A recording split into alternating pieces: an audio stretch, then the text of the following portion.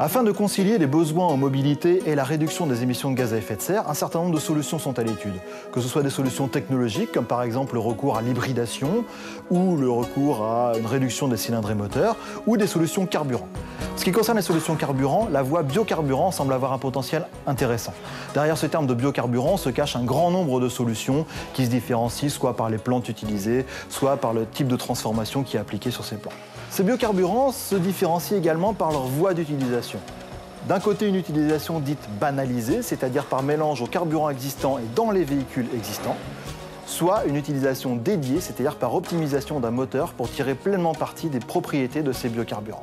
Dans le cas de l'utilisation en banalisé, il va falloir s'assurer de la pleine compatibilité des moteurs existants, des véhicules existants avec ce carburant. Si cette compatibilité n'est pas assurée, on peut aller vers des problèmes du type problème d'agrément de conduite, problème de fonctionnement, et également problème de fiabilité avec par exemple de l'encrassement ou des augmentations d'émissions polluantes. Dans le cas d'un moteur dédié, il va falloir s'assurer de la pleine optimisation de ce moteur pour tirer pleinement parti des propriétés intéressantes de ces nouveaux biocarburants, mais également essayer de gommer les éventuelles propriétés défavorables pour la combustion moteur. Dans le cas du véhicule présenté ici, l'utilisation des biocarburants prend tout son sens étant donné que le carburant qui est utilisé est 100% d'origine bio. Ce qui est de plus un grand challenge, c'est que le carburant utilisé est à base d'éthanol. L'éthanol est très bien connu partout dans le monde, au Brésil, aux États-Unis, en Europe. Ce qui est particulièrement innovant dans le cas présent, c'est que cet éthanol est utilisé dans un moteur diesel, c'est-à-dire dans une utilisation pour laquelle il n'est pas faite à l'origine et il n'est pas du tout de prime abord optimisé.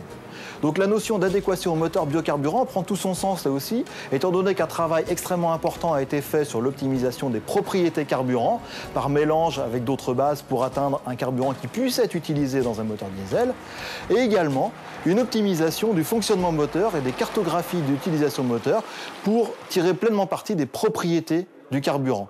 Ces travaux qui sont menés à l'IFP se poursuivent et devraient se concrétiser dans les tout prochains mois.